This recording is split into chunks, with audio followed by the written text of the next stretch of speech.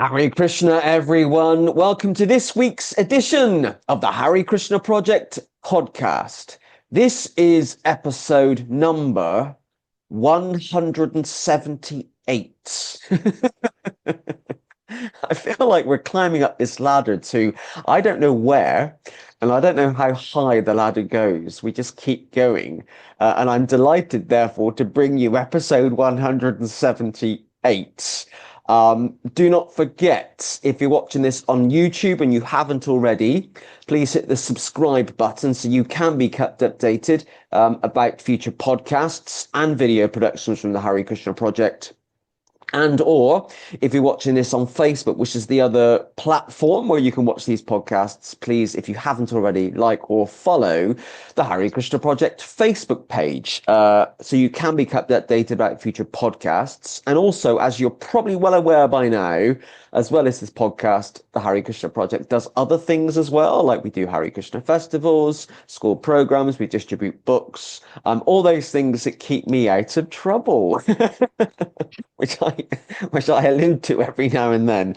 One of the many things I love about producing this podcast, every week, sometimes we record more than one a week, is I get to meet so many fascinating devotees from all over the world who are in countries that I've never been to, but I should do a world tour at some point of all the countries where I've interviewed people. We'll see how long I'm traveling for.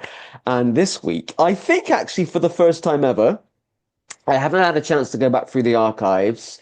For the first time ever, we are in South Korea. South Korea, my goodness. I'm delighted to welcome our guest this week. It's Vidyananda Prabhu. Hari Krishna. Hari Krishna, Naradaji, thank you for having me, and Hari Krishna to all our listeners as well. It's great to have you with us. And I'm looking forward to our conversation.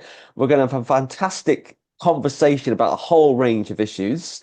I just can't believe you're in South Korea. Okay, I'll stop going on about it in a minute. Okay, so the first question is the first question that every guest gets just to warm them up and warm me up a bit as well, particularly as because I'm in the UK and you're in South Korea and there's a bit of a time difference. So I got up even earlier today, so I need a bit of warming up. So please tell us a bit about you and where you are from. Sure thing. So I was born as Alexander Campanella in uh, what was it called? Metro West or Middlesex County in Massachusetts, New England, Boston area. I grew up in Sudbury, which is one of the oldest towns in America, zip code 01776. Really beautiful town. One of my favorite places in the world, actually, and I've traveled all over. It's still one of the best climates, just in fall with all the colors. It's so amazing. Um, and Yeah, I guess I'll share just a few key points in my life. First, what is the current, like the current, like the trend or the silver lining throughout my whole life? I think I'd call it philosophy and transcendence. Those are the two main things that have always been part of my life since I was a tiny child. There's a funny story about that when I was like 3 years old. I could share in a moment. And so naturally, I came into Krishna consciousness, which is very high philosophy, high transcendence. I now look at that as kind of inevitable given the trajectory of my life. But the way it happened. I was like 20, 24, 25 years old when I first read the Bhagavad Gita, but maybe in some parallel universe, I'd be 30 years old or 15 years old. But the fact of getting here now, I think to be largely inevitable. Um, as far as, all right, so how about this? I'll talk about God. So my relationship with God as a child coming up to now, coming up to Krishna as I know him. So um, I was born into a quote Reform Judaism unquote family. So what does that mean? It means you can believe in God or not believe in God, up to you. It's like super liberal, and there's like so many different ways to do it. My family did not keep kosher. We did not do any strict thing really much at all, which is common for a lot of American Jews. But I did end up doing a lot of things with the synagogue in my hometown. Bar mitzvah. I went to Israel when I was 15, I think. Um, and I even graduated from the Hebrew high school. I don't remember most of it, but the main reason I bring it up is because it's not because I was really studying God at that time, but it was more a chance to get association with the rabbis, who I could tell from a young age, like, oh, these are wise men. Like they actually kind of like they know how to talk, that just kind of like exudes wisdom and maturity. And I was like really attracted to that.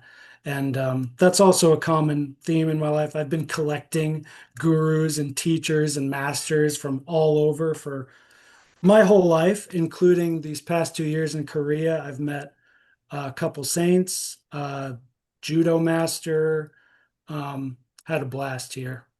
Um, Skipping ahead too much though, eh? I'm just fascinated by that term collecting gurus.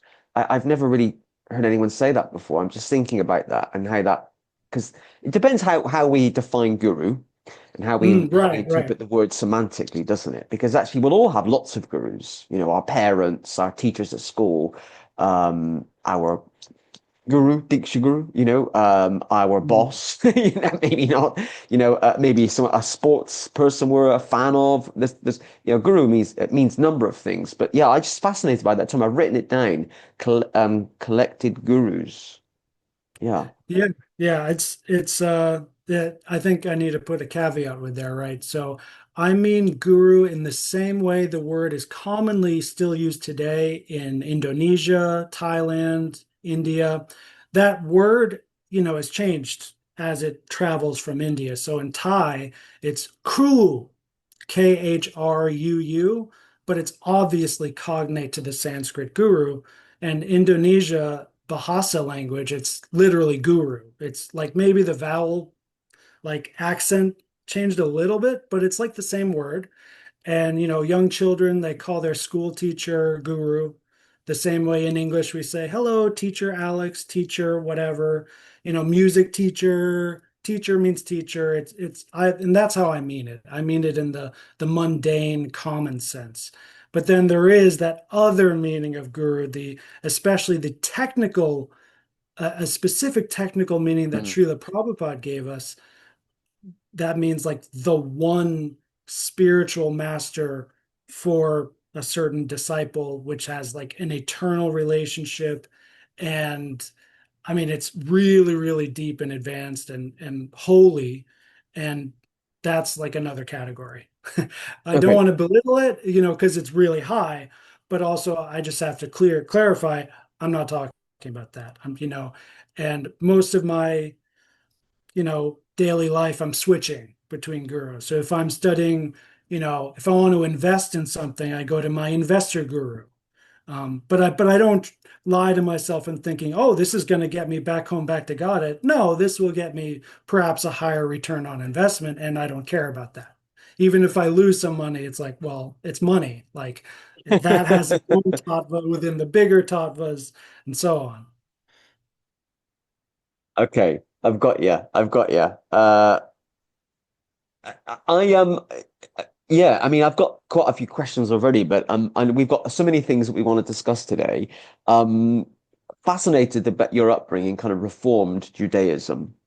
I'm aware of what Reformed Judaism is, and thank you for sharing that with us. I think you possibly might be the first guest ever to have been raised in a Reformed Judaism or Reformed Jewish tradition, which is wonderful. You talked about reading the Bhagavad Gita around the age of 24, 25. Do you kind of want to tell us a bit about that? I mean, that kind of kind of leads us on, I guess, to the second question. I mean, what was going on in your life in your 20s? How did you discover Krishna consciousness? What events led you up to reading the Bhagavad Gita? Right, right. So now we got to go back to philosophy and um, rabbis and so on. Yeah.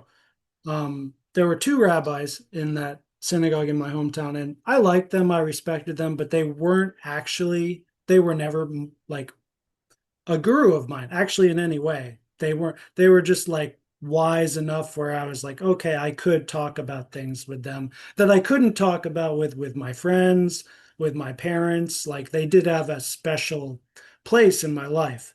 Um, but when I was 16, that's when received what I would call my first real initiation. There are many, and I do mean that as like a translation of the word diksha in Sanskrit. I mean it in the same way. There's like the real spiritual diksha experienced in consciousness in a potent way, and then there's the overt, you know, de facto initiation, which may be very potent or may not be because it's just a ceremony, right? So there are some people I've heard, I don't know from experience, but I've heard from a good devotee friend of mine, they get initiated into ISKCON just so they can get a Sanskrit name and then they leave. They just like go somewhere else and they don't follow any of the rules and regs and they just like, they just treat it as that sort of thing to like, oh, see, thanks, see you later, goodbye. Um, but I was actually initiated by Aristotle when I was 16. And it was also the first really potent mystical experience I had where I was reading the Nicomachean Ethics. Um, and I still don't exactly know what happened or how to describe it. But as I was reading it, and I mean like the first paragraph of the first page, I, the voice in my head that was reading the words changed. And all of a sudden, it wasn't my voice anymore. But it was like a voice inside my voice that was like, had already read it before in a past life or something. And, and I don't know, like it all happened so fast. It was like one or two moments within a second. And I kind of downloaded the whole book like instantly. And then, so that was 16 years old, and I've been following that, what I call ethos. Once again, the technical term is Nicomachean ethics. And then scholars will call it the ethics or virtue ethics. I just call it ethos. I think that's a better word, perhaps more marketable. Um, but, that was basically the core of what I would call my religion from 16 years old up until I came into contact with Krishna at 24 years old through the Bhagavad Gita. And just one more in Mm, between mm. was once again strictly thanks to philosophy, which is um, like, and I mean that I guess I don't have to define it, whatever. But at some point when I was 18 years old, just 2 years after 16 years old, um, I started thinking about God. And it wasn't like, and I mean thinking, I mean, not like, oh my God, I'm depressed, I'm suicidal. It was not like a spiritual experience. It was a purely like logical, philosophical, inquisitive like experiment. Like, is God real or not real? And I couldn't answer that question. And I really wanted to answer that question. So I meditated. I didn't read anything. I didn't like search the internet. I just was meditating on it constantly for weeks. And finally, the conclusion I made is what's called Pascal's wager. Have you heard of that? Yes. I mean, I've heard of Pascal more than Pascal's wager, but I'm sure I've heard the term Pascal's wager before. Yeah. So once again, I didn't know what I was doing, but I found out years later that that's what I had discovered is it's not really a proof of God's existence, but it's a way you can use logic to show that there's a probability. That's why it's called wager, because it's like, Mm, what if I hypothetically live as if God exists? Then my life will be X. And mm, what if hypothetically I live my life as if God is not real? That's Y. X is better than Y. Therefore, God is real or not, I'm going to like have God be part of my life somehow or other. And he probably exists anyway. And that's cool. So from 18 years old until like 24, that's what my life was like. I was, like, it kind of reminds me of Jordan Peterson. Like when he talks about God, that's kind of like where I was in that phase where I was like, yes, God's real. I believe he exists, but I don't do anything about it. I don't have rituals or mantras. And if someone asked me, like, as I told you today, like, what religion did you come from? Yeah, I would say Jewish, but like I didn't do any Jewish things. That's why I have no problem talking about it, because it wasn't like, I didn't culturally or spiritually or even religiously do that thing much at all. Less, not much at all. mm. Are you, I mean, just sorry to go back to kind of Reform Judaism, but my understanding of Reform Judaism is that if you're not born racially Jewish, you can convert to Judaism in the Reform tradition. Is that Yes. your situation with your family, or are you from a racially uh, Jewish family? So, and now this might be an interesting time to share my birth Lilo, which was quite interesting. Um, but I don't know. That's more interesting for personal reasons. I don't need to share it now. But my father, so my name Campanella is a Sicilian Italian name. Mm, So my father's side is Sicilian, like mostly, not entirely. There is actually some Ashkenazi Jewish in my father's line, a little bit. But then it's my mother's side that is Jewish. So I was, because my okay. mother's Jewish and I was born from her, then as far as most Jews are concerned, I'm Jewish, whether I like it or not. And that's still actually true when I meet my aunt. And sometimes I talk to my mother, and she sees me chanting my japa, and I'm doing all this Krishna stuff. All I've been initiated. I do all this stuff, and she just goes, "Oh, so she literally believes I'm still Jewish. She can't, like, I don't know how it's working exactly in her mind, but uh, that's how they want to do it. Yeah. Okay. Do you know what? My brain keeps going off at tangents because you're saying all these fascinating things, and you and I can have a conversation on another day about so many issues. But I'm trying to stick to the podcast. So you kind of alluded to the kind of 18 to 24 period in your life, kind of, kind of into the kind of philosophy of religion or the philosophical approach to the existence of God. I studied a bit of philosophy at A level at school, but that was part of a religious studies curriculum. So we did a bit of kind of like the arguments in favor of the existence of God, Anselm, Aquinas, William Hmm. Paley's watch analogy.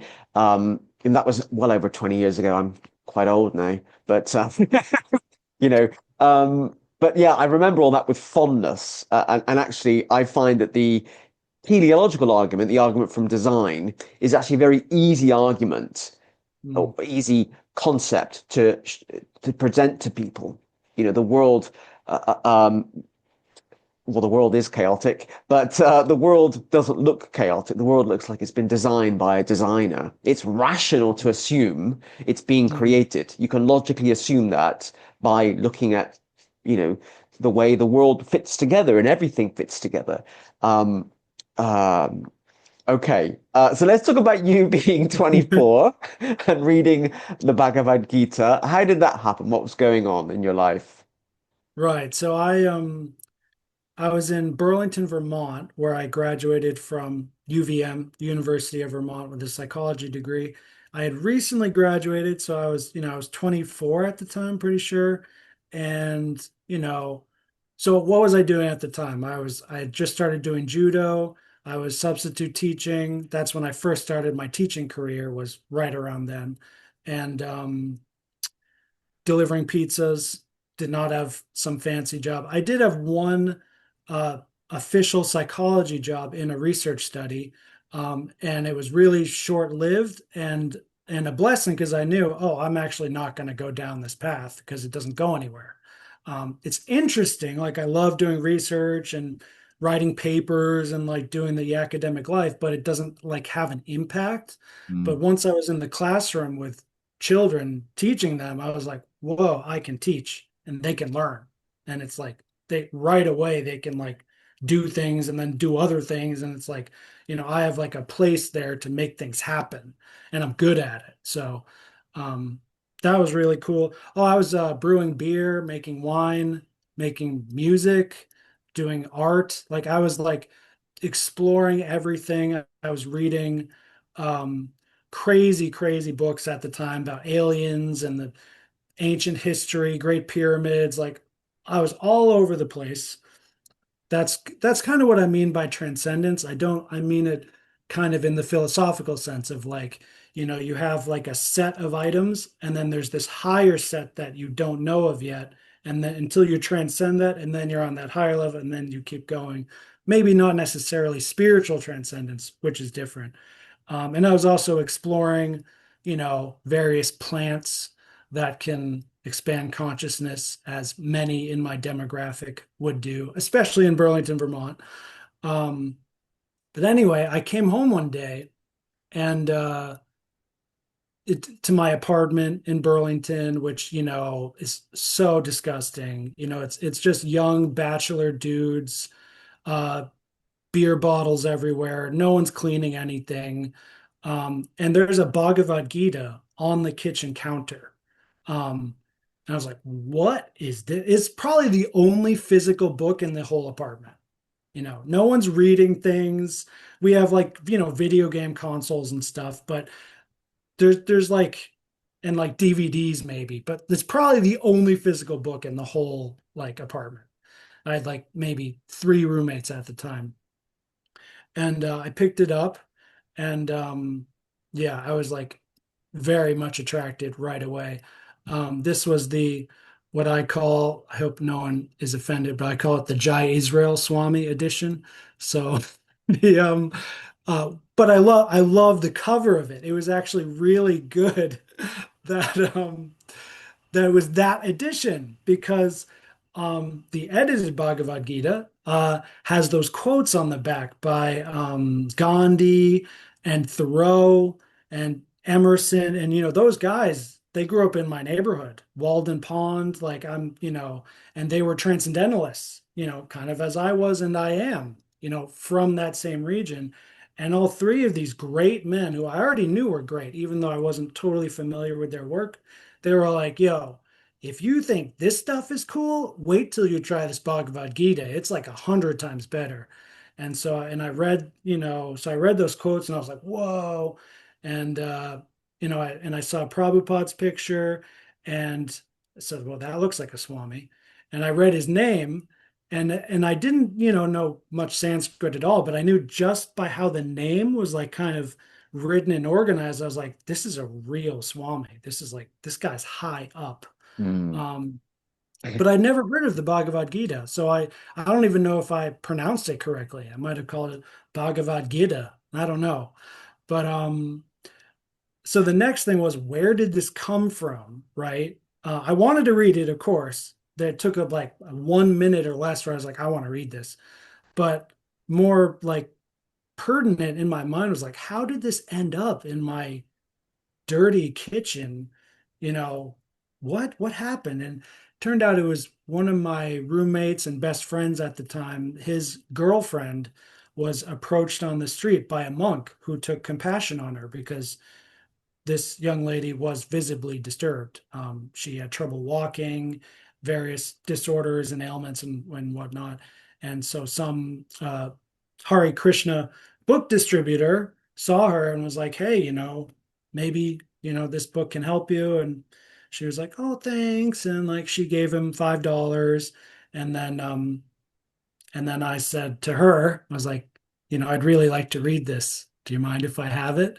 And she's like, "Oh, sure." And I was like, "Well, I'd also be happy to give you $5, for what you spent." She's like, "Okay, sure, thanks." And then it was mine.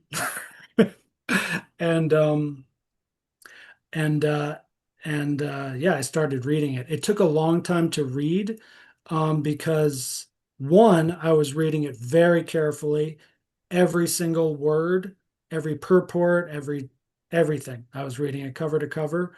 Um, I probably skipped over parts of chapter one where it's like, and then this guy blows the conch horn and he's a great warrior. And I'm like, I don't know who these guys are. So I probably skimmed through some parts like that. But I mostly just read every single part of it over a few months.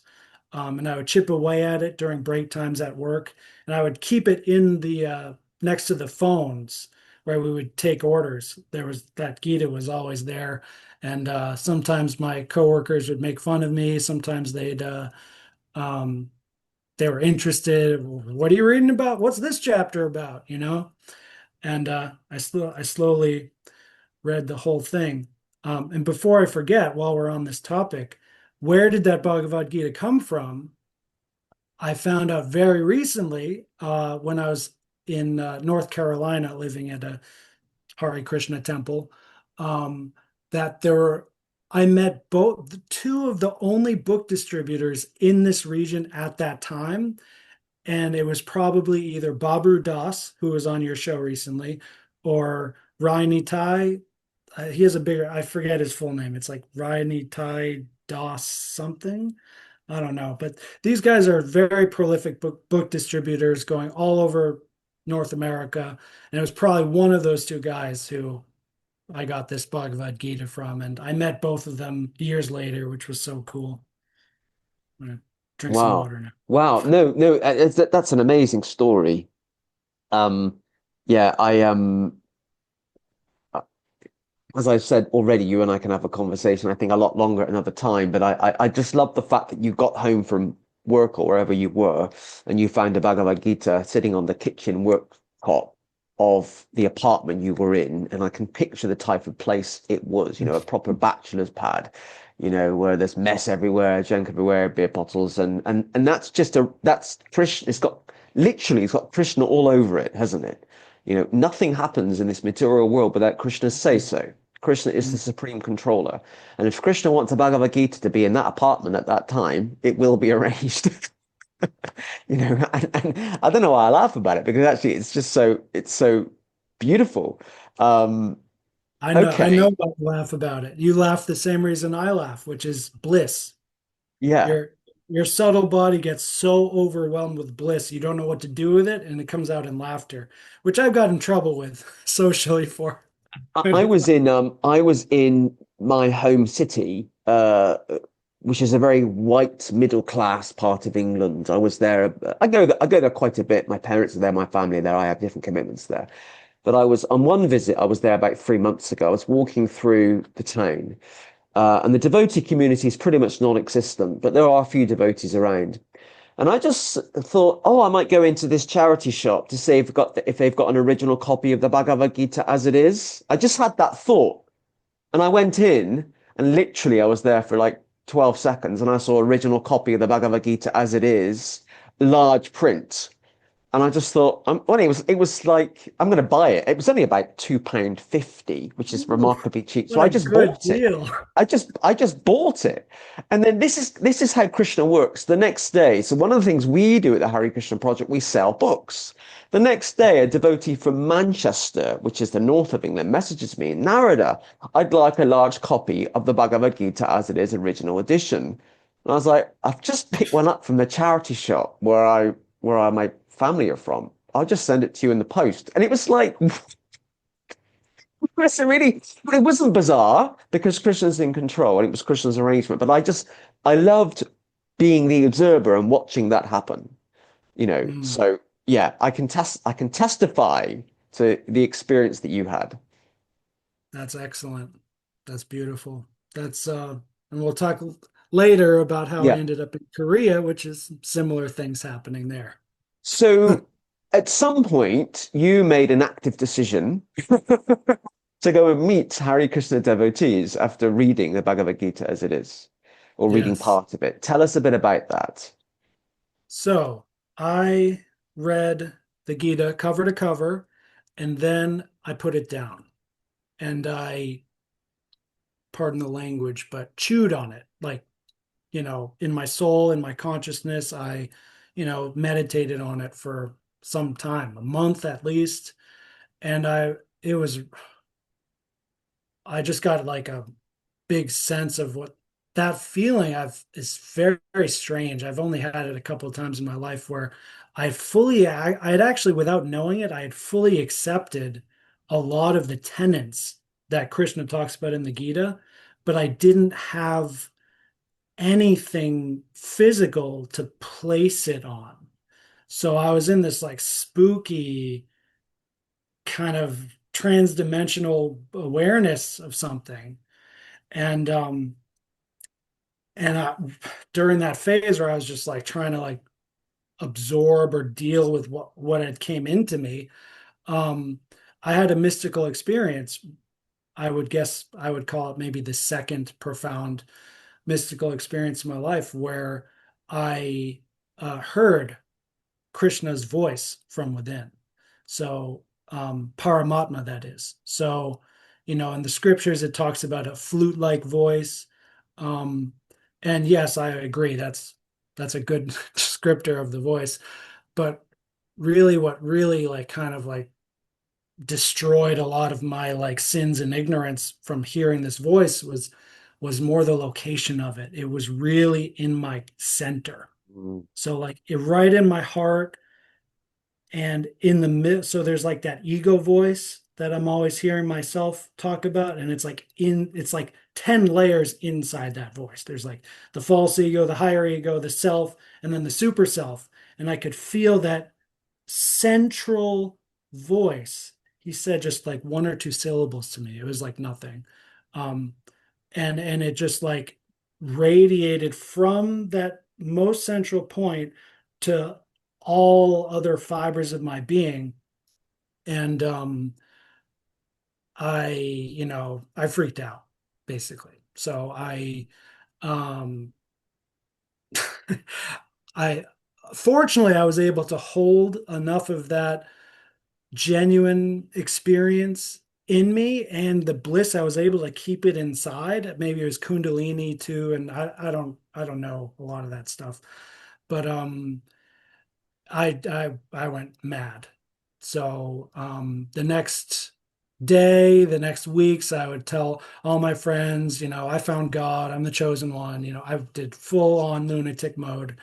And eventually I had to leave because I was crazy. And remember the police came into my apartment once and they were like, "Don't worry, this is Vermont too," which maybe you haven't been, but it's a super friendly kind of hick hillbilly country kind of place. So even when the police come in, they're like really friendly and and not assumed, but they're like, your friends called us. They're just a little worried about you. And and I had a big smile on my face. I was so not threatened at all. And I was like, "Yeah, guys, it's great. I found God, bro. It's like right here in this book. It's dope. It's awesome." And they like they were not threatened either, which was really good. However, I expressed myself by Krishna's arrangement. This whole thing was nonviolent and peaceful. But ultimately, in the end, after them checking me as they're totally unqualified to do for such a person and experience. But they were kind of like, "Okay, well, he didn't commit any crimes. Like his friends don't like him anymore, but we can't do anything. So have a good day. Goodbye." And but for me, in that phase of my life, there's no way it could have worked anymore. So I call mommy and daddy, "I'm leaving. Come help me pack up my stuff. I'm coming home." And then I was home with my family and I told my parents everything that happened. By that point, I had already had a few other experiences where I had to be very honest with my parents, and this was perhaps even a crazier experience. So this was hard for them, but eventually, you know, we all worked through it, and I'm really, really close with my parents now, I think, more than I ever thought would be possible growing up, which is really nice. But that didn't work out either, living at home in that suburb of Boston. And Krishna brought me to Thailand, rural Thailand, tiny town in the middle of nowhere. And I was teaching in a huge government school, teaching English to kids. There was only one other um, English speaking foreigner there, my parents' generation guy from New Zealand, Kiwi. And that lasted for 3 months. Then I went to Vietnam, then China. And then I got an online job in China. And then I traveled all over Cambodia, Japan, whatever. And then I came back to China and then I left. And then I came back to Korea. So, like 10 years later, I, going quickly through, Mm, all the way up to where I am now. All right. But to answer your question, how did I meet the devotees? mm, mm. So, interestingly enough, going all the way back to the original experience of reading the Gita, I have my deluxe Max 72 edition right here with me. Jai um, Srila Prabhupada. Jai Wonderful. Shila Prabhupada. Um, oh my gosh, does it not have it on this cover? Yeah, no, there it is. Bhagavad Gita is You were by panicking then. You picked up the wrong version.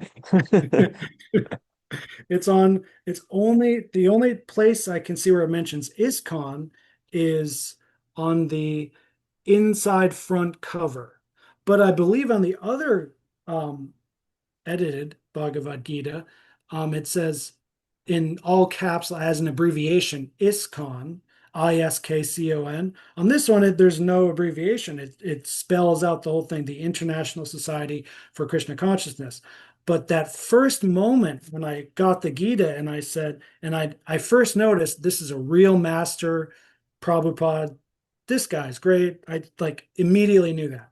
And then the next sentence it says he's the founder of bunch of letters, bunch of institutional whatever. I said, oh well, that's rubbish, and don't want to offend anyone, but that's just how I am, how I've learned to be growing up. Is that institutions are suspect, and because of that first moment, I literally never even thought to Google search for other devotees to talk to about this whole experience I had. I was with my parents, I talked to my friends.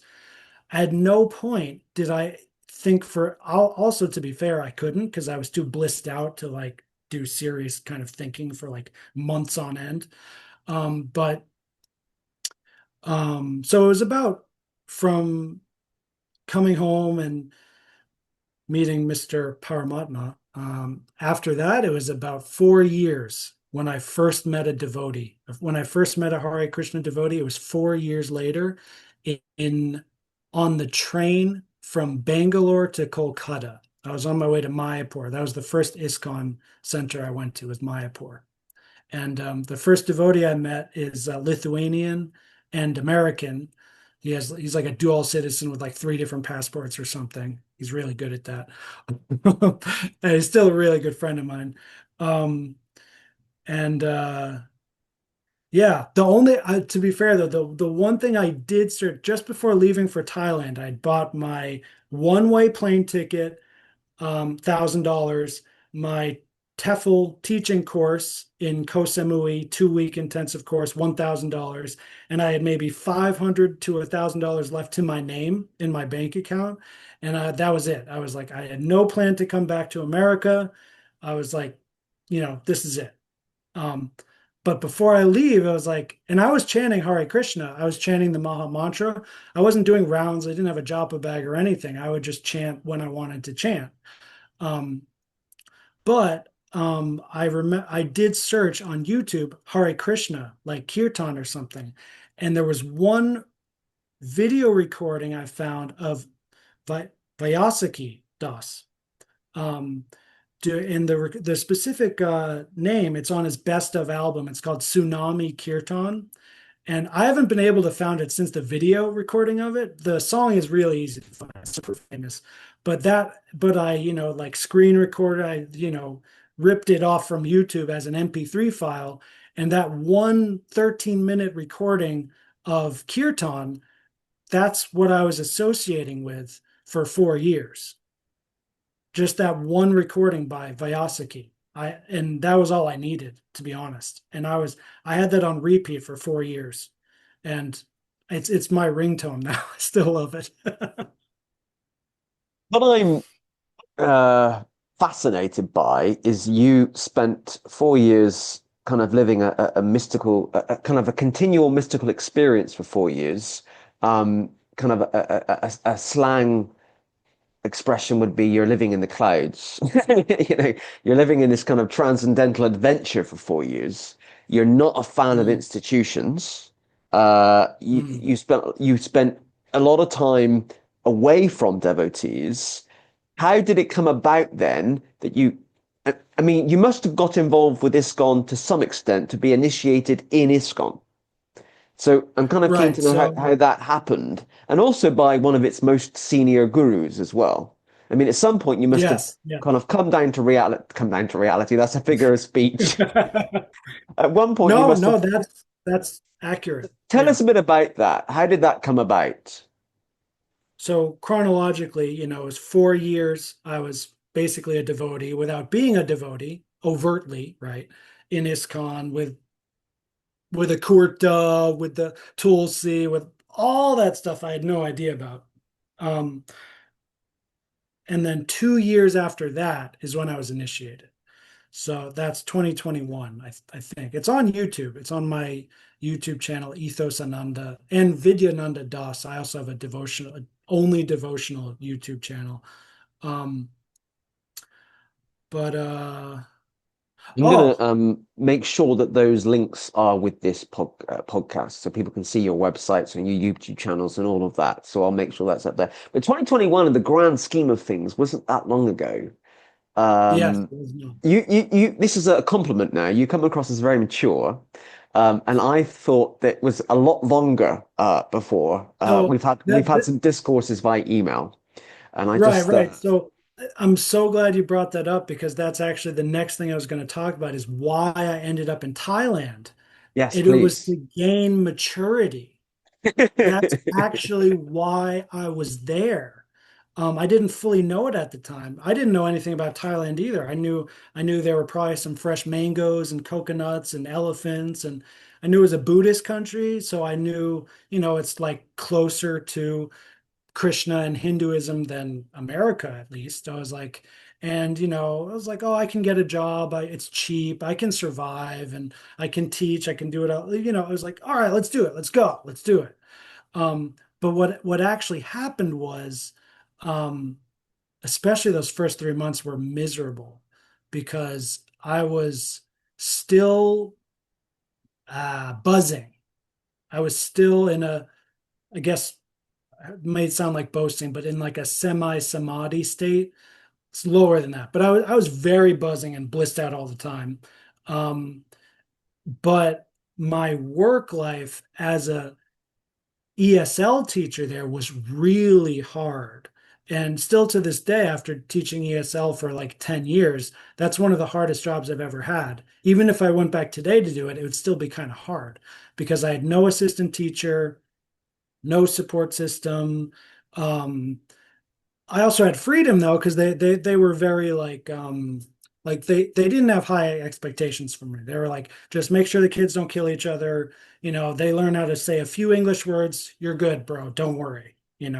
That so it was peaceful in that sense. But I was really I had so many good experiences teaching in America, like really good teaching. Like I taught algebra to first graders once, like for fun.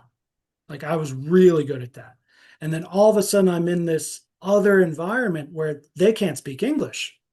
They don't know a word of English. So all that like natural teaching I was using intricacies of my native language with my students' native language and also the cultural similarities were so close with my American students. I had nothing like that in Thailand. And it was so hard but I still wanted to do so good and it uh broke me down. I had really bad back pain for a while, and I was able to get through it. But going back to Krishna, why was I put there, and how did I? Mm, So one part is, as you to use your language, which is accurate. I was coming back down to reality, and this is a good place to do that. But also Thailand, especially rural Thailand, and also Cambodia, China, this whole what we should call Oriental Asian region, as far as Sanskrit and Vedic civilization and Vedanta, etc., is concerned, this region is Dharmic culture. So the Thais, they worship Rama still. That Rama's the big thing over there. They're officially Buddhist, but you see Rama and Garuda everywhere. They're mm, just everywhere because that's in their past and their Dharmic culture. They maintain their past traditions, and respect for ancestors and elders is very big over there. So I got a crash course in uh, Samanya Dharma, which is like universal Dharma, how to interact with people well, Varnashram Dharma, what I would call Confucianism, like social relation, giving the appropriate respect to certain people.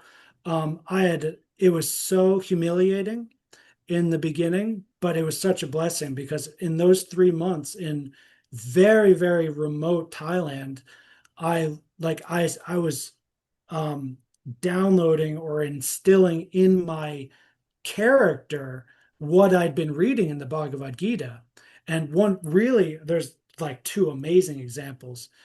One of them I'll share now is, and this one verse, chapter 3, verse 35, is my main justification this whole time for living in Asia, even without devotee association for years on end. Um, it's better to stay in your place, do your Dharma, than to do anyone else's Dharma. mm, And they really live that day by day all over Asia. Maybe they're Krishna worshippers, Brahma, Shiva, Rama, whatever, Confucius, whatever. There's many different ways they can, you know, worship, but culturally, it's a dharmic culture. And so they don't do it the way we do it in the West. There actually is a fundamental difference that is fundamentally linked and similar to what we read in the Gita. So the quick example is I was in the teacher's office and it was morning before class, and I always have instant coffee so I can have some chance of getting through my teaching day. And there wasn't water in the water cooler. There's like a 5 gallon jug that you put upside down into the water cooler, and there was no water in there. And I was like, I didn't know any Thai, and I wanted to be polite and ask, but I was like, I need water. So I went out, I saw where they were holding it. I grabbed one and I put it on there and I made my coffee. And they were so disturbed by that. My coworkers, because they were like, because it's adharmic, that action, because that man who the office secretary guy, it's his job. So I did his job for him, which is insulting because it's subtly insinuating we don't need you. I can do it better than you. He took it to heart. He got hurt by that, and but like materialistically, like physically, it's a very small thing. Oh, pick up a water, put a water in here, done. Like it's not a big deal from that perspective. But from this other perspective, what I'd call dharma, I really I really messed up. And, I had to eat humble pie for that. And there was one other experience I could talk about if you want, but it's the same lesson, which is like know your place, stay in your place. And it's not, some places are more loving about that than others, but that is the kind of thread that's running throughout all of Eastern Asia, from South Asia to Far East Asia, where I am now. mm, mm. Thank you for sharing that. I'm still fascinated to know, though, not how you got how you became to be initiated in the International Yes. Society for Krishna Consciousness. Because you've just mentioned then about kind of living in a society with no devotee association. So you're not associating necessarily in that sense. I mean, these days with the internet, you can talk to anyone at any time. But so how did that come about? Right, right. Um, so, all right, 4 years. So this was after moving up in the ranks. So in the TEFL world, that means TEFL is Teaching English as a Foreign Language acronym. Um, so I kind of graduated from China, you could say, which is a really great place to teach English. Still one of the best in the world. They give you really high salary, really low living expenses, ultra respect. Um, and I did really well there, and I got an online gig, and I was like, "Wee, I'm on top of the world." And I was like, "I'm going to go back to Thailand." And at that point, because I was so comfortable financially and with my career as well, I was getting back into sin. Um, and Thailand is a really good place for that, for those who don't know. Um, and I was doing good things in Thailand too. I actually donated a ton of money to charity while I was there because I had too much money, and I didn't know where to invest it, and I had just so much extra money. I was uncomfortable, so I was just giving to tons of charities, and one of them was TOVP. So it was kind of like how I ended up in Thailand. I saw some internet ad and it was like the temple, the Vedic planetarium, the biggest temple in the world, Krishna, yeah. You know, download now and get updates on our progress. And I was like, whoa, sweet. And I downloaded the TOVP app and they're like, chakra installation ceremony, have your name be in the temple walls. It's like, yeah, awesome. So that's what I did. I donated I think it was like $500 or so for that chakra ceremony. And it was just perfect timing anyway. Because, like I said, at the time I was in Thailand, I was like a digital nomad. So I was my own boss. I didn't have, I was super free. Um, and also feeling disgusting from my actions there. And I was like, all right. And I wanted to go to India for a long time anyway. So I was like, this is great. I'm going to go there, clean my act up, see this chakra thing get put up, and I'm going to meet other devotees. Of course, I didn't use the word devotee at the time because I didn't know that was the word we used. But yeah, so that's what I did. And how I planned it out was I did 1 month in Bangalore doing just pure India. So I, uh, nothing devotional. Like I was doing my own Bhagavad Gita reading or whatever, but I was just like, first, I'm going to do 1 month, just the same way I travel anywhere else. I'll try the local food and I'll just do India for 1 month. That was great. And then the second month was Mayapur. So that chakra ceremony was during a Guru Purnima and the Lunar New Year and my birthday. So it was a very auspicious time. I had no idea how crowded it would be there, and I had no idea what ISKCON was. So that was much like my crash course in Dharmic culture in Thailand. I was like, "What, japa bags and tulsi?" And okay, I'll do it. And that friend I met from Lithuania, he took me under his wing. He was for sure my Shiksha guru for that entire month. And it also worked out perfectly where he's like me. He'll like go to some other country and then like when he's there, he'll find out where to stay. And because it was so crowded there, we were both like, oh, darn, we need a place to stay. There's not that many rooms available left because the biggest festival of the year. So we were sleeping next to each other in an ashram right, I don't forget the name of it. It's literally right next to the like one of the gates to Mayapur. It's not actually like an ISKCON ashram, but it's like I don't know, it's like very close to it's Krishna centric in some way. Very affordable, but also uh, not the amenities I'm used to. we'll put it that way. Um, but yeah, in that 1 month, it was a hard month because I did everything. I did pure vegetarian, no caffeine, no nothing. I just followed everything. I was like, okay, I'll try it this way. That's fine. It's not what Krishna says in the Gita, but like if this is like how it's been handed down and this is our people and how we do it, let's do it. And it was a crash course. So I learned a lot.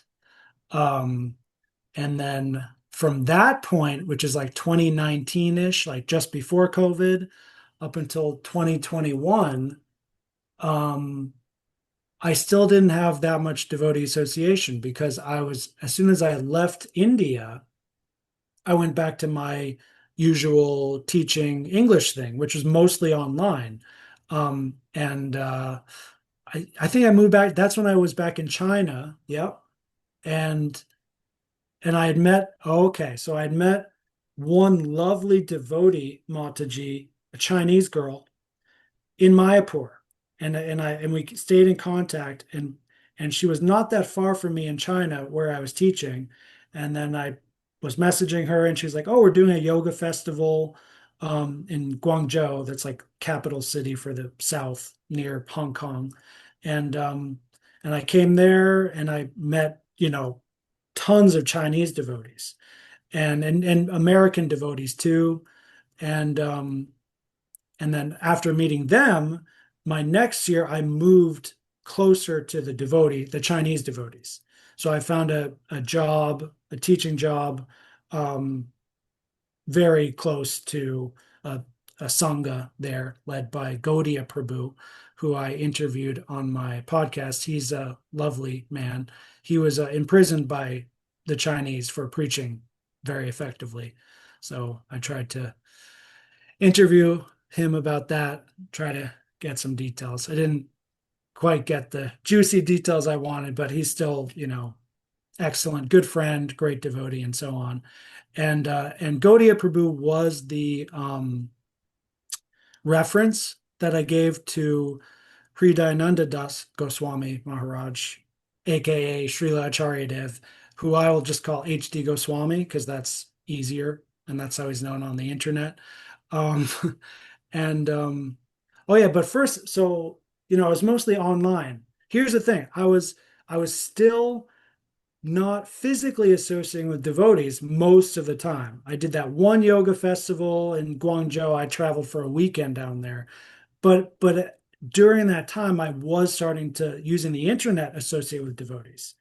And also, I started podcasting at the time. I set up my website, and I reached out to HD Goswami because I'd seen his videos, and he was clearly a scholar, which is like my people basically. And I was like, "Hey, can I like talk with you about stuff and the things on our show?" I don't know how I said it, but he was like, "Sure." He was like very friendly about that, as most scholars are, to be honest, because us scholars tend to be lonely and don't have many people to really get advanced conversation with. So I had a really long 2 hour um, talk with him, which a lot of devotees have told me is not a lot, but there are like three Prabhupada disciples I remember meeting me, and they said, "Wow, that was the best conversation I've ever seen him have, actually."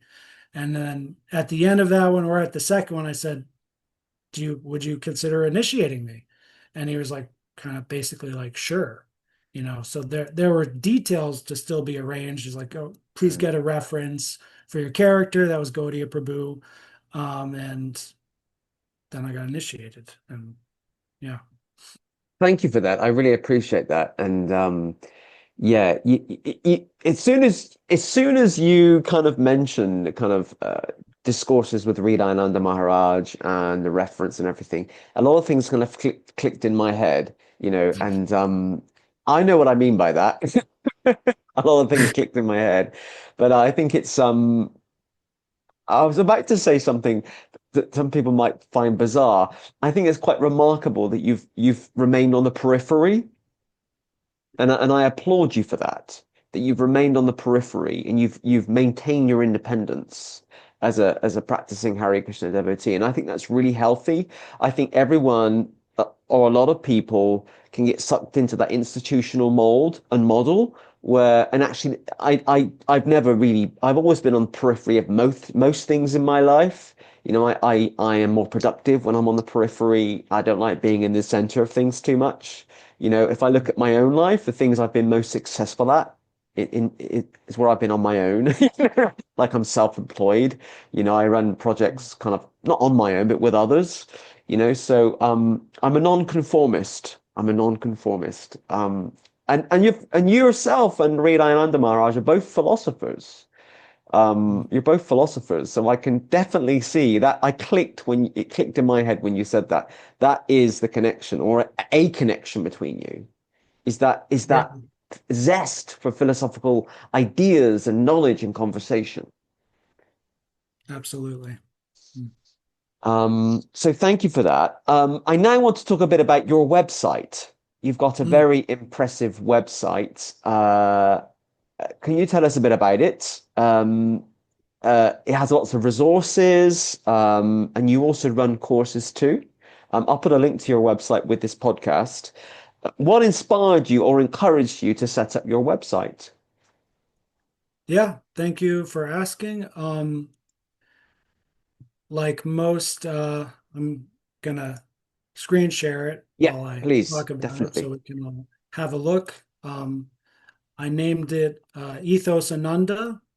Um, I don't know how I did that. It just kind of happened. This was right in the middle of COVID when this was happening, and I was in China under contract, and I was getting paid, but I didn't have work to do, and I had so much free time, and I was like, oh, maybe I can finally finish that book I've always wanted to write.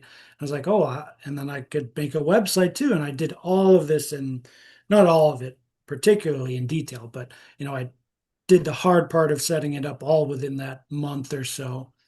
Um, so it's not really like I'm not like a marketer like most scholars and artists and so on. I'm pretty bad at marketing actually, but the ethos ananda, it's those words are basically just a description of my not just my life, but really my philosophy for how I do everything. So it's one part ethos, which is like the Western rational based Aristotelian kind of philosophy. And then ananda is, a Sanskrit word, which means spiritual bliss, but it's also a placeholder for that entirety of the ancient Eastern wisdom traditions, where for me, Kung Fu, yoga, Buddhism, Hinduism, like it's actually all kind of the same thing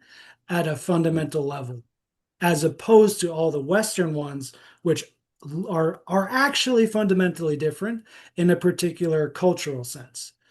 Um, and well, I have some free things.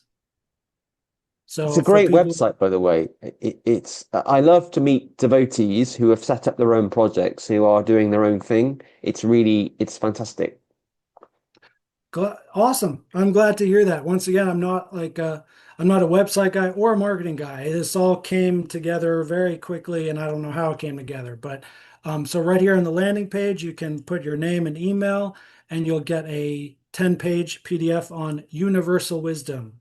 So that's the best way I can describe what I'm practicing to this very day. And that's one reason I love teaching kindergarten, especially. It's because it's like it forces me to make everything super simple, and it Mm. forces me to understand things so deeply that I can casually talk about it with my 5 or 6 year old students. Um, and in that PDF, I'll tell more detail about that experience I had with Aristotle when I was 16. So there's more detail in that PDF. So we go to store and free goods. And I'm on my Brave browser here, which is like fully dark mode. It will look a little bit different on your browsers. Mm. Um, Here are two main things I want to talk about. This one's really short. We'll do this first. How to give instructions. This is uh, really just one page. But and then I did a second page where I give some background on it. This is something I use every single day as a kindergarten teacher, and it's also relevant for many other kinds of people, devotees and non-devotees, but it's also dangerous and not recommended for many other people and circumstances. And it's the same thing with this ground rules for discourse. So we're kind of having a discourse right now, but it's a very friendly, casual, we're on the same side for like practically everything, maybe, who knows. This is more for like interfaith debates and like when things start getting controversial and you need like a really high degree of civility to progress and gain logical conclusions about things. But first, how to give instructions. There's two links here. So the first link, yeah, it opens in a new tab. This is the product page. So if you do use one of these things and it benefits you, I believe you can leave a review here. No one has done that yet. I hope others can do that. But if you just want to download it right away, you can just click on this, download it immediately. I already had it open. No, I don't have it open. Here it is. So, okay, first the background though. All right, backstory, we'll skip that. But the disclaimer, I want to talk about that a little bit. So, this is for giving instructions. What does that mean? Does it mean, hey, I think we should go to this restaurant? That's not an instruction. This is for people who are in an official or spiritual leadership position. Meaning, teacher to student, husband to wife, father to son. So it's not relevant. Like if I were to start using these um, principles and rules right now with you, would probably be offended because you kind of, to do this well, you have to be direct.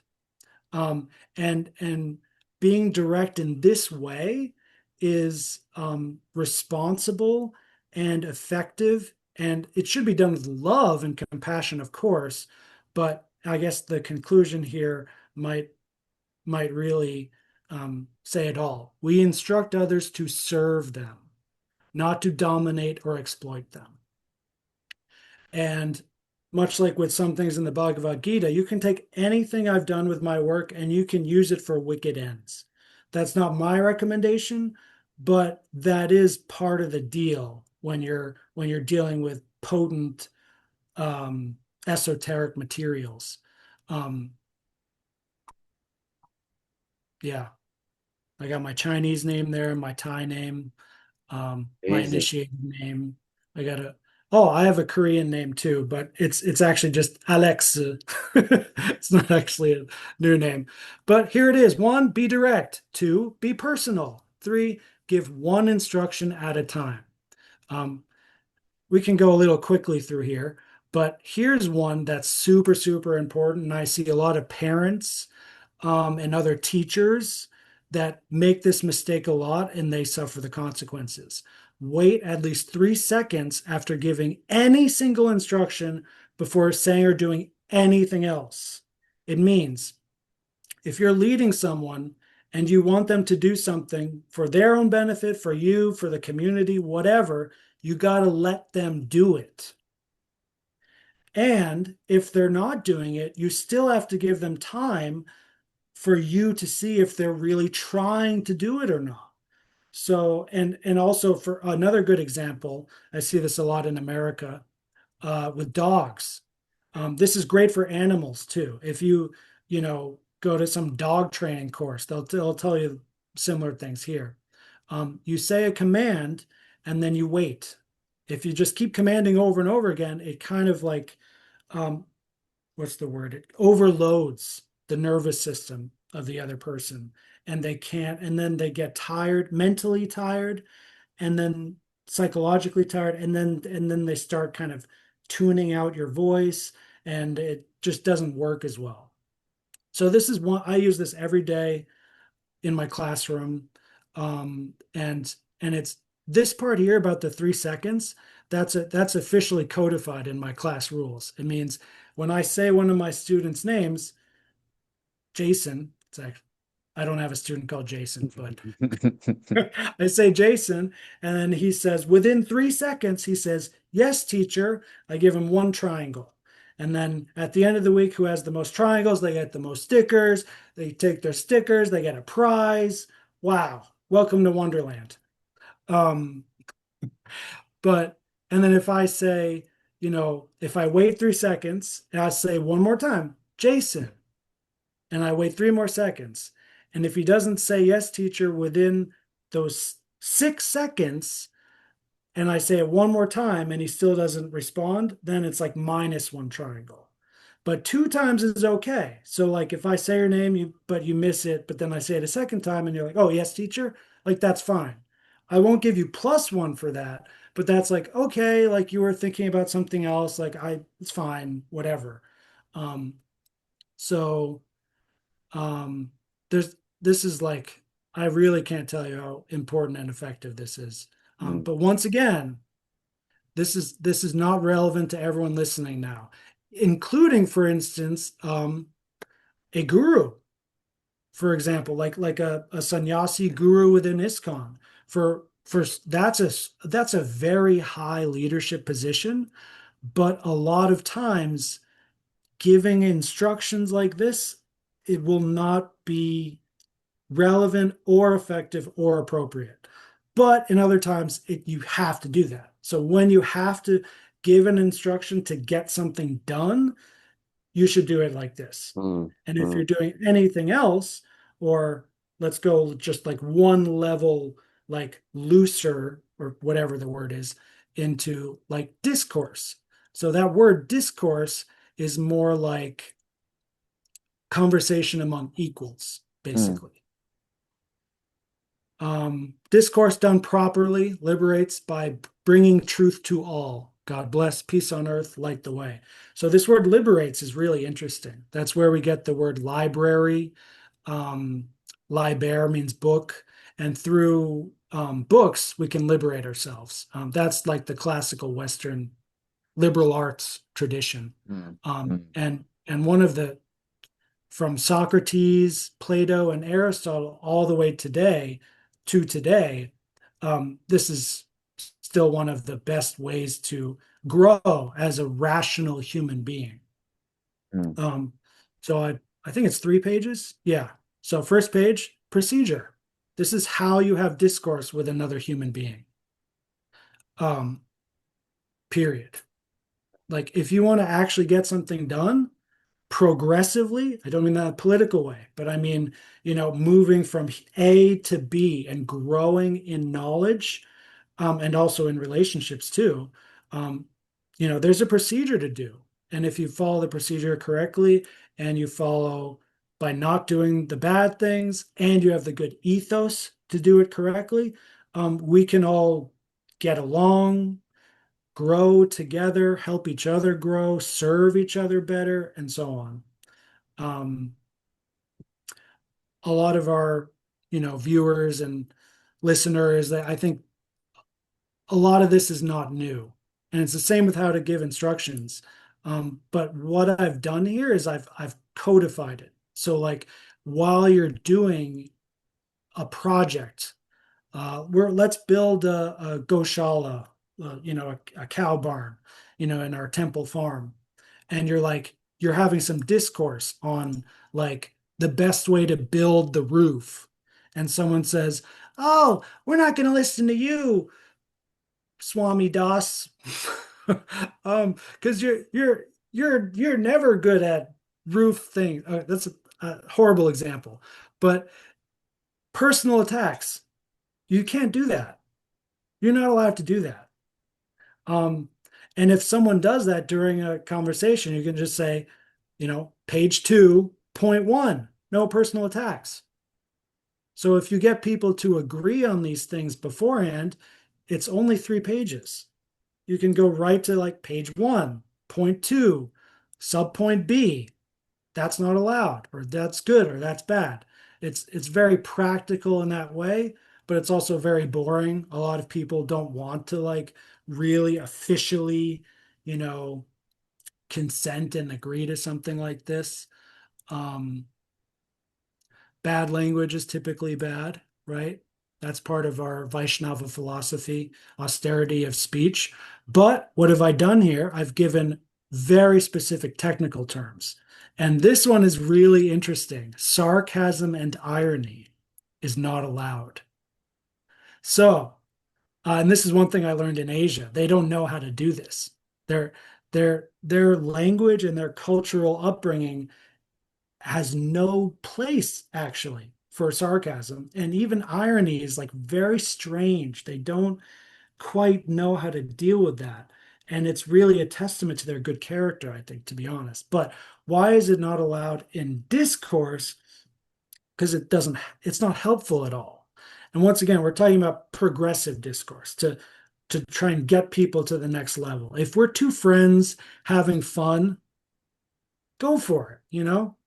If you're just having fun, it's fine. Irony is actually a very advanced form of humor and rhetoric and so on. So I'm not saying any of these things are bad in their totality, but within the um, tattva, if you will, of rational civil discourse at a high level, like PhD and beyond, um, you actually won't see this that much. You won't see these things that much. Political language, um, you're not going to see that. You can see that when people are talking for fun, sure, but as soon as you start bringing that into a adult important conversation, it's just going to cause trouble. Even even slang that's not offensive, any kind of slang, it's not going to help. It's better to use plain language that everyone can understand. That also means no idioms. You know, it's fun to use idioms. It's convenient. It's natural. That's why we do it on a day-to-day basis. So also what I'm kind of doing here is I'm kind of recommending to the people that discourse is a different category of communication. Mm. In the same way that bhakti yoga is a different category of yoga. So if you come from a background of hatha yoga and you think, oh, I'm just going to do bhakti yoga the same way I do hatha yoga, you're going to have trouble, really advancing. It's a different category of thing. We can move on unless you have any questions. Mm. Yeah, no, thank you for this. This is very thorough. I love how thorough you have been in providing this information. What other things are on your website? And that's a bit of an open-ended question. I mean, it's a fantastic website. I mean, I love the fact you've created it and you've set it up. And I have a real passion for devotees who are kind of doing their own thing because we're independent thinkers, and I love that you've been inspired somehow to do this. Tell us what else is on your website. What useful info other than what you've already shared, what other useful information might a viewer or a surfer, a web surfer find? You don't hear that term much these days, do we, a surfer? But what might people find on your website? Yes, yes. Surfer is a perfect word. I wish we used it more often because it's true. With surfing the web, we used to say that, right? Mm, So, still more on this free goods page. I developed what may be the only Sanskrit English cognate encyclopedia that I know of. Um, oh, I wish I could open in a new tab, but it's not. I'll change that later. it's up the top So, somewhere or something. Yeah. Okay.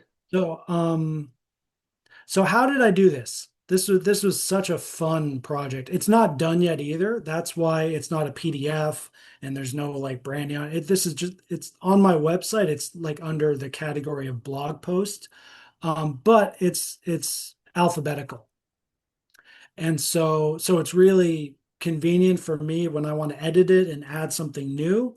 But also for our Vaishnava brothers and sisters, Mm, if you want to highlight a certain word, copy and paste into your own notes or something, go for it. Should be easier to share in that sense. So how I did this is because as a HD Goswami disciple, direct disciple, I'm naturally watching a lot of his seminars, videos, whatever, and that's where every single entry here is from. So during his talks, he'll often say, "Oh, and then this Sanskrit word connects to this Sanskrit word, and actually that's where we get the English word, blah blah blah." And so, like, I pause the video and I transcribe exactly what he says, and I just dump it here, basically. Um, and I recently updated this July 4th, um, and I'm up to 2018. So I started in Wow. from the very first recording on HD Goswami's YouTube channel, and I went all the way up to 2018, which is not the end, of course, but that's where I'm at. And And does Hridayananda Maharaj know that you're doing this? And if so, what does he think about it? I think I told him once, and yeah, he was very happy about it, of course. I think I sent him the link to, and I think the link hasn't changed because it's just ethosananda.com/Sanskrit English Cognate Encyclopedia. No spelling mistakes. You just got to put a dash in between each of the words. Um, there are some really cool examples here. I'll share and this helps so much in our bhakti to Mm, understand how these words, it's called morphology in linguistics, how the words combine in meaning and in letter to create mm, ideas and new things. So here's a good word, samadhi. um, and Prabhupada, of course, knows this very well. This tradition goes back to Bhaktivinoda Thakur, or perhaps before that. The what I'm talking about is how um, each verse in Shastra by our Prabhupada or his Srila Prabhupada, going back in English, going back to once again Bhaktivinoda Thakur, or perhaps before that, has like four different translations. So there's like the pure Sanskrit in Devanagari, then there's the transliteration in Romanized Sanskrit, then there's the literal translation, or you could call it a word for word translation, and then there's the colloquial translation, which a lot of people call English translation, but that's not a good technical term. It's better to call it colloquial translation. Um, and so in Prabhupada's books, you can tell sometimes there's a discrepancy between one Sanskrit word literally translated and then colloquially translated. He'll use a different word. And that's not a mistake. That's actually a part of good translation. And part of good scholarship, which of course Prabhupada is great at, is is being transparent about that and showing, this is what it means here in this context, this is what it means in this other context, and here's how we combine those. So that's the purport. The purport is like, how do we fit all of this together within the greater canon? So samadhi means same. I believe that's cognate. No, it's a different. So sam is right here. It mm, means same, but it's not actually cognate with the English word same. But what it is cognate with is sum, as in one, the sum of one plus one is two. Sam in Sanskrit becomes sum in English. And mm, then also there's this prefix sin that comes from sum. And samadhi, sum is a prefix in that word, I think. It might be a verb. I'm not actually sure about a lot of Sanskrit things, of course. But and sankirtam is actually this word sam. It sometimes it'll change a little as you conjugate it, but samadhi literally means to place within sameness. So, and then here's a colloquial translation, placing consciousness intensely or within the truth. You mm, could also translate it another way. For instance, the sameness of the universe or the sameness of Paramatma in all souls being intensely placed within one soul. that is a state of samadhi. But also, samadhi is used in other contexts. So, because these words have a very uh, literal and basic meaning, it's not actually how a lot of other, it's not actually like these are just prepositions. It's actually a really, really simple words here. Place, within, same, these are basic building block words. Mm. But the way they're combined, um, and the way that combination is applied esoterically and in the Vedas in different ways, you get It's a very lot of impressive. It's beautiful quite things. amazing. Yeah, it's quite Yeah. amazing. What I'm going Sanskrit to do is at some point, amazing. I'm going to thoroughly look through your website and have a look at all of these terms. I'm just impressed by how much time that you have put into it. Well, once again, this one was I can't even call it a labor of love because it wasn't a labor, it was fun. Mm. Some of these things are just natural and fun, like because I'm doing this anyway. When I hear one of these things, I'm like, whoa, I put it in my notes. So all I've really done is I've just compiled my notes and Mm, I put it on a blog post. mm, So that's why I'm personally really happy about this because it was so kind of natural and fun and blissful. mm. Um, we'll do one more example. Yeah, yeah, Veda. thank you. So Veda is cognate with the English word wit. Veda, we all know, means knowledge. Um, and the English word wit is like kind of someone who has knowledge. They're witty, right? Um, but what kind of knowledge? What kind of intelligence? It's that V. The V in Veda is where we get video, vision, and Latin vedare, to see. So this is knowledge that is seen. And vidya is like, or vidhi. Vidhi is this is not really a cognate. There's a lot of random entries in here, right? There's no cognate in this entry. It's just showing here's how you can conjugate Veda as an imperative. Hey, vidhi, you should know this. I'm telling you, vidhi, blah blah blah blah blah. Which is interesting. Um, and yeah, so vidya is like you've realized what you've seen. Veda is like, I have seen the Bhagavad Gita, I've Mm, read it. mm. Vidya is like, now it's inside me. That's the difference between Veda and Vidya, is because it's the same word, but it's like, how are they conjugated? That's how the meaning changes. Thank you. Thank you. And yeah, so I'd recommend for everyone here, just, you don't have to like, you can just like bookmark it for later, basically. You don't have to like study it, but like if you're ever thinking like, I wonder what that word means, just take a look. Mm. It's alphabetical. On your phone, it may not be easy to or convenient to scroll through all this, but it's like you might find that word listed here and you might be like, oh, that's what that means. And then I will there's put a link to your website with this recording on both the YouTube and the Facebook version so people can have a look at your website and thoroughly read through it. Um, thank you, Prabhuji. Thank you for letting me share. No worries. I know You're we probably have more things to talk about, but there are probably a few more just pure devotional things I could share. Mm, mm. I'm conscious of the time, and we've got a few more things to go through yet.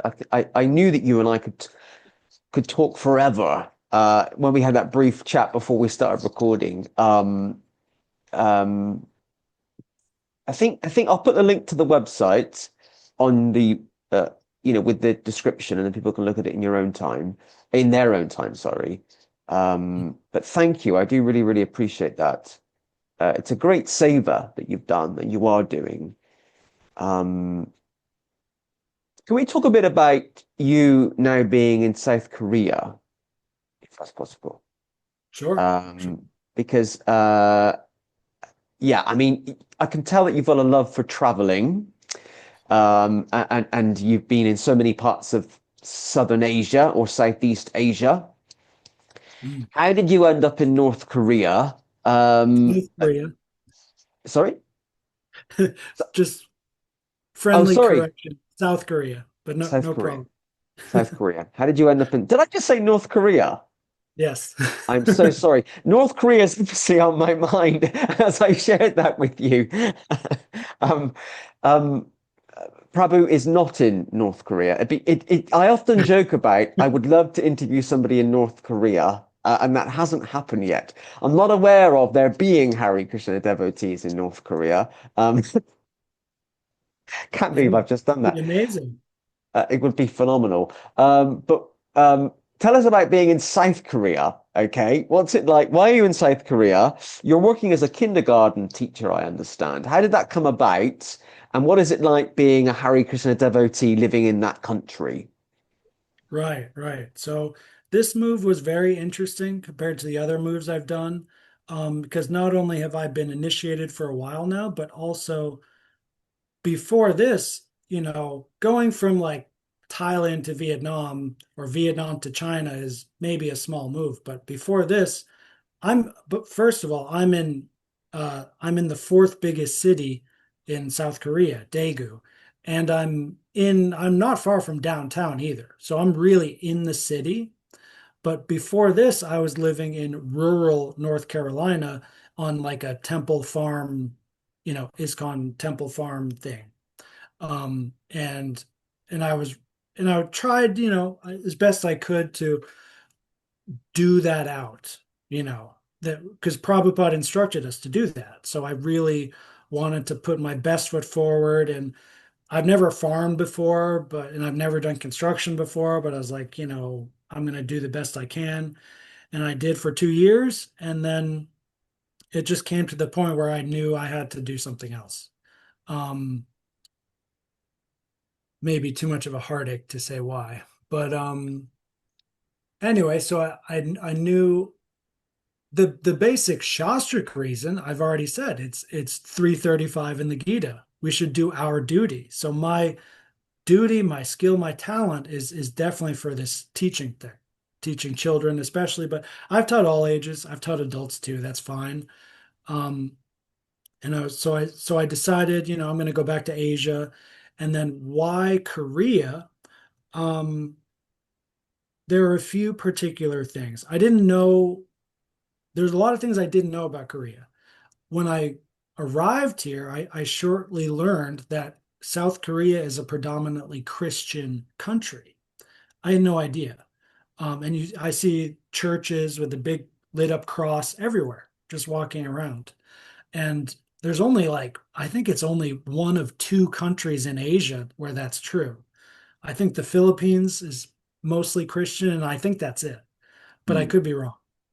Um, So I mentioned judo earlier, and I had it wasn't the second mystical experience finding Krishna. Actually, the second one perhaps depends how you grade eight these things, right? But I did judo for 2 years in Vermont, and 6 months in, I experienced judo, which means kind of the same thing it means in for us in bhakti. You're doing a ritual of some kind. You're doing your sadhana, and then something breaks through into your consciousness from another dimension, basically. So I had that experience with judo, which was very subtle but very beautiful, and it changed my life, and it opened my eyes to what was possible. But I never got to complete my training, and I I was a green belt for these past 10 years. I thought if I come to Korea, I could maybe finish that, get a black belt, and start being able to teach others judo.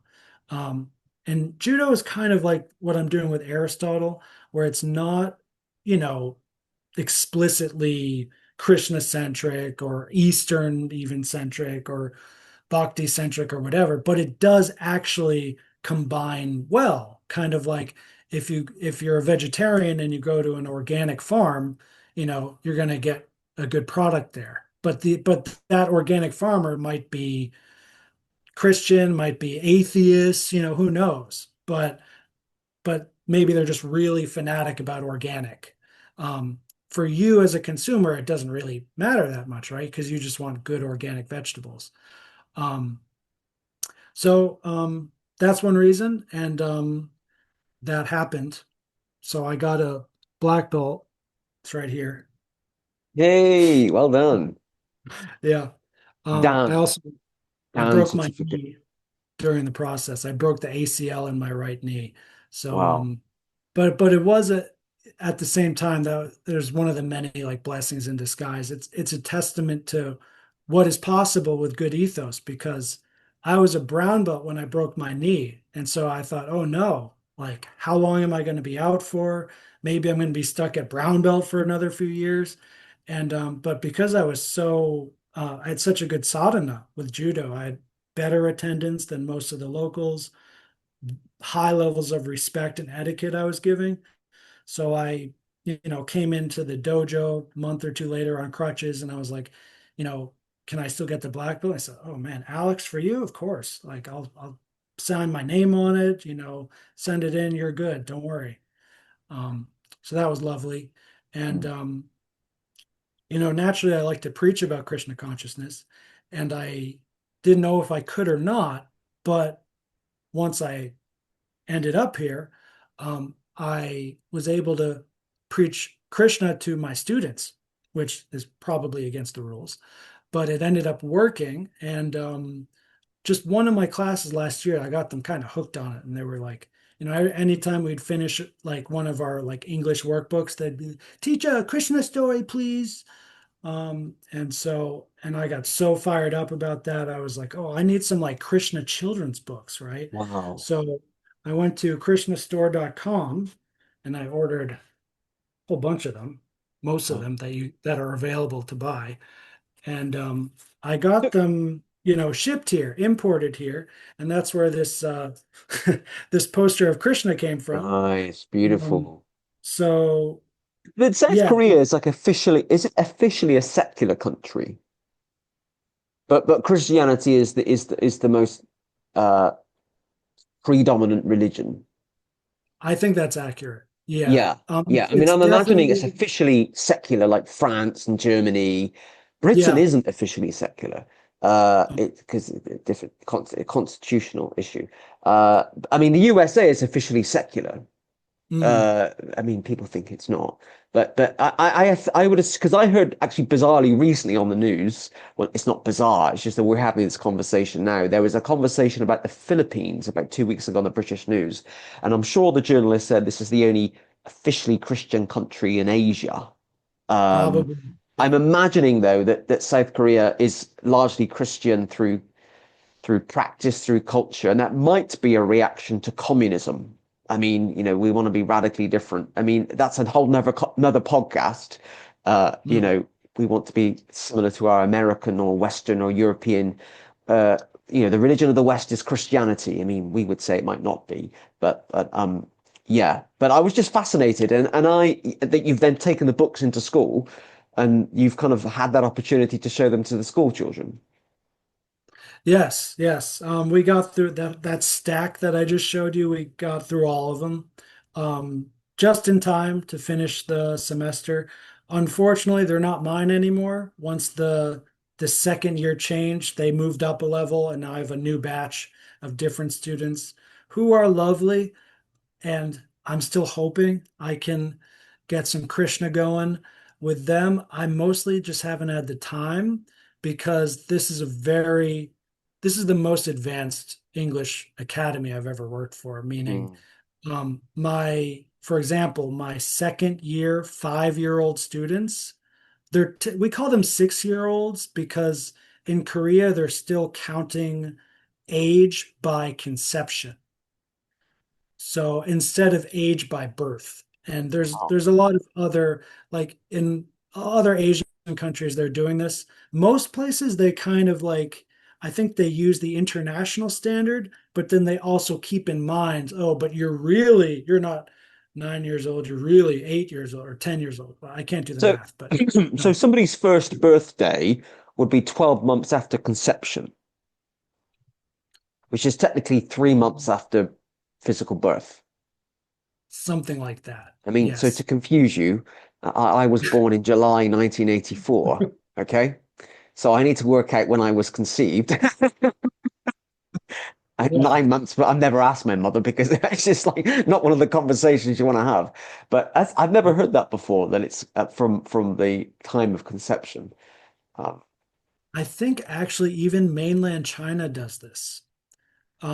It sounds familiar. It's not like even for me, I'm teaching here and I've talked with my coworkers a lot, and but it's not a common thing. But for South Korea right now, it's now a hot topic thing because they're so modernized, so first world. I think they recently actually changed the law on it and they agreed like, okay, we're done with this.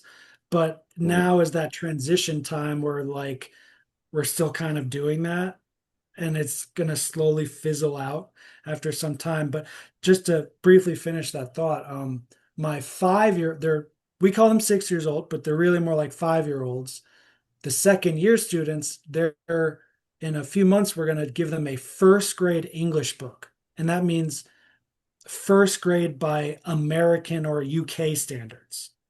So, and they're fully Korean. They're living in Korea, they're Korean kids, but they're like, I'm having conversations with them in English. Like, they're like very advanced because they do tons of homework because they're Korean. And that's the culture here. It's like super high academic standards, homework all day, and this sort of thing. It's, semi child abuse for many people who especially in my situation as like a Western teacher who comes in here, they're like, oh my gosh. And even the local teachers, a lot of times can't handle it. It's stressful for everyone. And that's one reason I renewed a second year because I can handle it. And a lot of people can't. And I've seen there is good that can come of it. Um, mm, and and once again, I have a very high level of peace and detachment. mm, So, and you know like kindergarten teaching is really honest work, right? It's a different kind of work than like construction, which is also honest labor, but they're kind of equally honest because if you have like and I've seen this with my eyes from my own self and other teachers, if you have a really bad day teaching or if you let your anger get in the way of something and then you can traumatize a little kid and their life can change. But on the other side, like when I have a great day teaching, it's the opposite. It's the exact opposite. It's miracles. They go from being like a naughty problem child to like, I want to study, and then like you catch up with them years later and they're like, yay, I'm healthy and I have a good job, blah, blah, blah. And like you like had an important part in that. Um, mm. yeah, we have a few stories like that from past year here. Thank you. And if I ever do make it to South Korea, en route to North Korea, joking, I will definitely make contact with you in advance. So we can meet up. I'm conscious of the time, and I still want to ask two more questions. Yes. They're kind of two questions I ask every guest just to kind of get their thoughts on things. Because one of the things I realized a while ago, while presenting this, is that I get to meet so many different devotees. I'm keen to kind of hear people's thoughts on things so we can support each other and encourage each other. So the first one is, and I also fascinated by the answers. People do really genuinely give different answers on this. Mm. So the penultimate question, rather, not the first of the last, is what are your thoughts on the current day, present day condition of the Hare Krishna movement? Ah, good question. Well, first of all, it's not a movement. So we got to stop saying that. It's and you don't want to call it the Hare Krishna dead movement either. But it's a religion. We are a well-established religion. And religions move, but that's not a movement. A religion is a religion. So um the there's a lot of different things I can talk about here, right? But how I look at it as like when I take a step back and look at it, Mm, I see ISKCON. and the what, or you could call it the body of Srila Prabhupada after his passing, which is what it is. That's what Prabhupada said it is, and that's what it really is. Also, I see it in the same way I look at the Church of Christ. I think it's the essentially the same thing. So, what happened historically with the Church of Christ, I expect to happen as well with ISKCON. I don't think there will be essential differences. Will there be differences in detail? Oh, of course, tons of differences. We're in a different age now, a different, not a different yuga, but we're in a different time now. Technology is going all over the place. Um, but the cyclical trend, I think, will be the same, which basically means we are in a dark age for ISKCON now. And I think that dark age will continue. I don't think in this century, I don't see a lot of, I mean, like there are good flickers here and there of great hope. Like one I heard recently was the Supreme Court decision in India for the Bangalore temple, who is now officially allowed to do Ritvik initiations and whatever else, and at the same time being allowed to say we are ISKCON, we are Prabhupada following. They're now legally allowed to do that without being bothered, harassed by GBC, whatever else. So I actually wept a little bit when I saw that thank you speech or whatever by, I'm sorry, I don't know his name, but like the head temple president there. I shed quite a few tears watching him talk. He just seemed so sincere. Um, from my personal perspective, that's really the main thing, is to just find sincere devotees who you relate with and you do your Krishna consciousness with them, and try not to care about anything else. That's really the main personal thing for me and the main spiritual thing as well. Um, but back to like ISKCON at large. Um, so once again, we're not a movement, we're a religion. So in the beginning times of Prabhupada and the beginning times of Jesus Christ, when he was walking around physically on this earth, that was a movement, man. There were miracles, there were huge numbers, swelling, like inexplicable things happening. And then they physically depart, and then things change. So, like, and it's a big world. So, what is my place within ISKCON and what is your place and other people's place? That's just going to depend on how things are happening historically. So, for example, for someone like me, or not someone like me, but for me, if if it happened differently, like if instead of getting the Bhagavad Gita, I was approached on the street by a bunch of dhoti wearing Hari Krishna cultists, I might have said, ew, go away, Mm. because I don't like that. You know, not in a spiritual way, not even in a philosophical way. It's just I'm not into that, that look and that how that talking style. And if on top of that I'm in a bad mood, I might just be like, oh no, thank you, and then I just keep walking down the street and that's it. And if I never get one of Prabhupada's books, I might not give it another chance. Um, and so now someone like me means, American, white, uh, especially philosophically inclined. ISKCON is tough. It's tough to find our place within, like North Mm. America ISKCON or England ISKCON.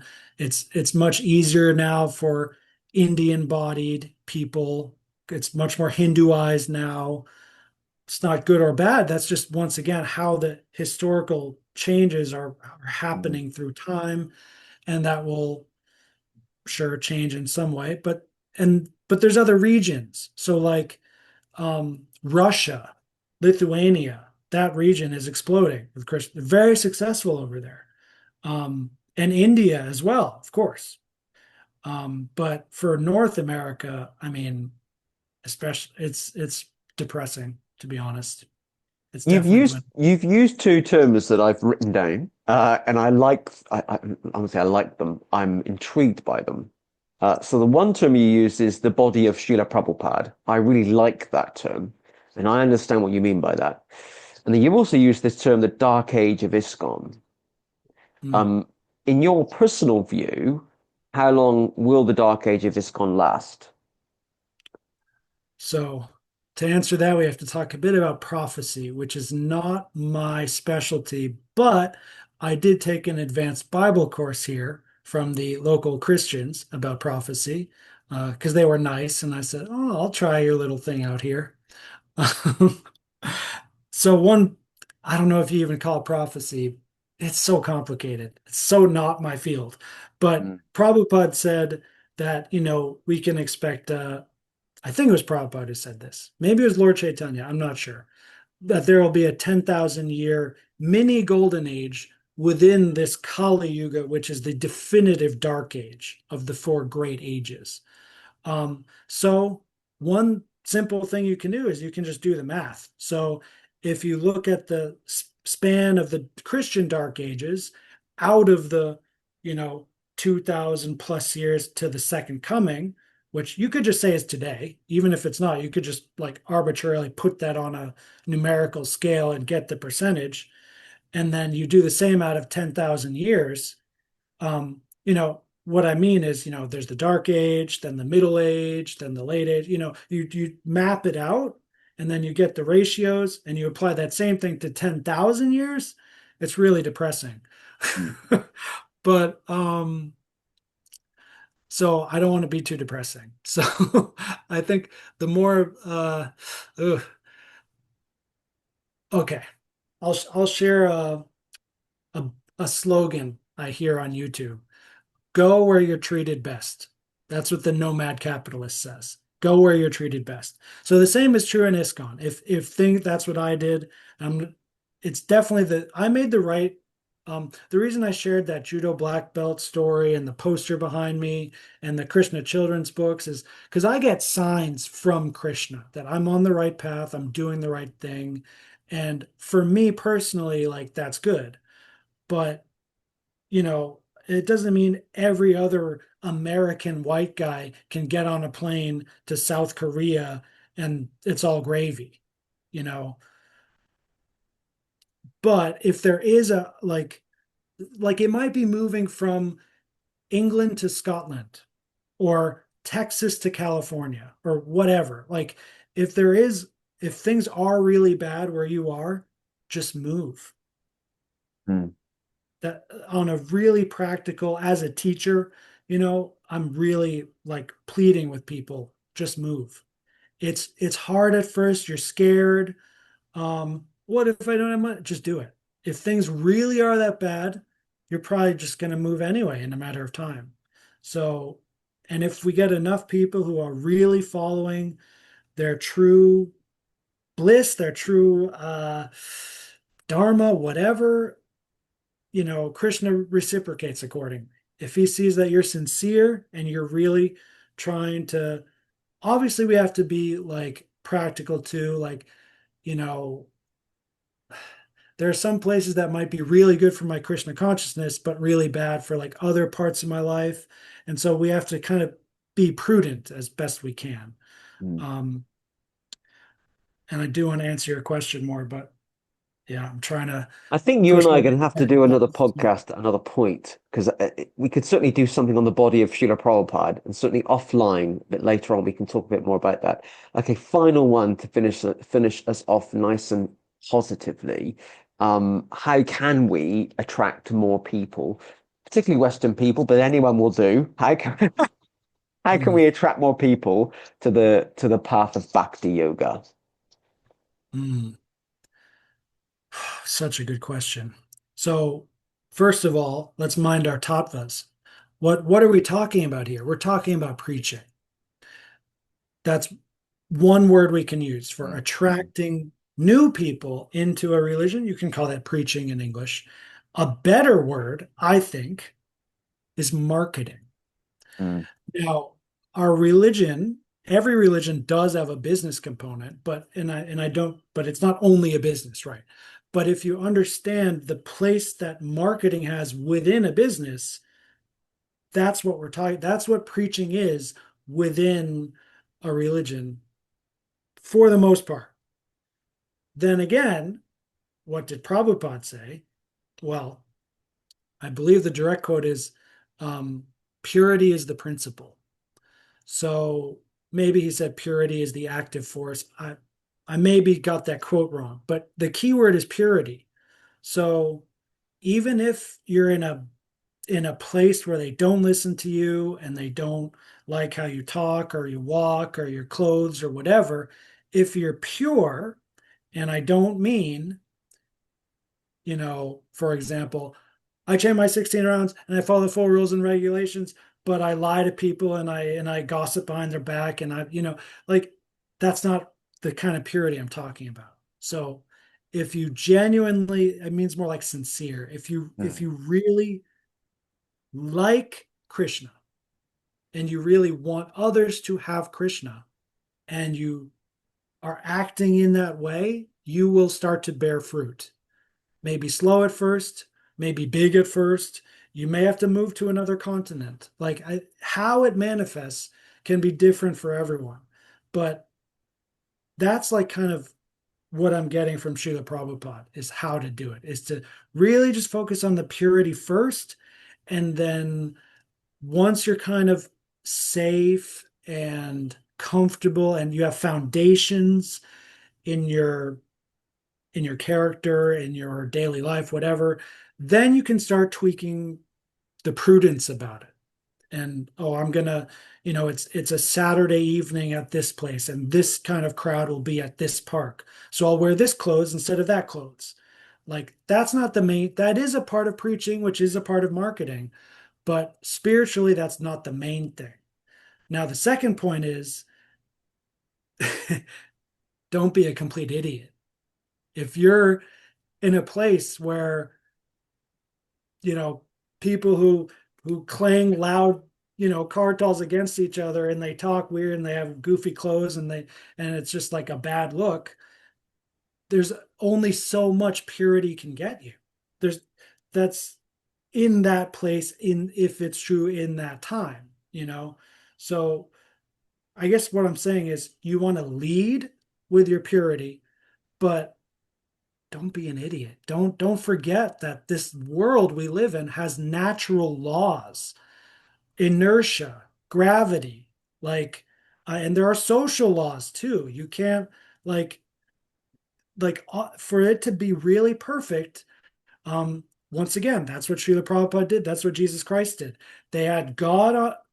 God was with them, and so that's the supernatural. And the nature, the natural laws were also Mm, 100% mm, aligned with these Maha Shakti Avesh avatars, pure devotees, great souls, whatever titles you want to say. Everything is aligned from the stars down all the way to the tiny little cells. Everything is saying yes, you're gonna win. So we probably can't do that, but we can do things to increase our chances, and then we can do things to greatly diminish our chances, and we can also follow others who are greatly diminishing our chances out of sloth, pride, laziness, you know. So that's why I'm promoting ethos, which doesn't have to be Aristotelian. It can be, Chanakya Pandit or whatever. But, you know, if you do have the time or space to work on your character, things will naturally just work out better. mm. I think you and I are going to have to record another podcast at another time. I feel like we've only touched on things briefly, and you've come up with some fascinating terms and expressions today, like the body of Srila Prabhupada, and certainly you and I can chat about that offline, and what I think we probably both mean. I know what I think it means, and I know what you know what it means. But this has been a fascinating conversation today. And I'm grateful that you got in touch with me all that time ago to ask to be a guest on the podcast, and I'm really, I feel quite delighted that you felt inspired to do that. I'm encouraged by you and what you're doing and your website and your real strong desire to share knowledge and information with others in your own way, and that's so organic and kind of inspiring. So what I'm going to do, I'm going to say goodbye to the viewers and listeners at home and stay on the line, and we'll have a bit of a debrief after. But I'm incredibly grateful to Vidyananda Prabhu for being our 178th guest on the Hari Krishna Project podcast. I'm sorry that he had to wait 178 episodes to appear as a guest, and I'm grateful that he's actually been watching for a few years, I think, which means that people are watching, and I do appreciate that. So a big thanks to him, and I'm pleased that we found a time that worked for us both. I'm in the United Kingdom, and Vidyananda's in South Korea, not North Korea.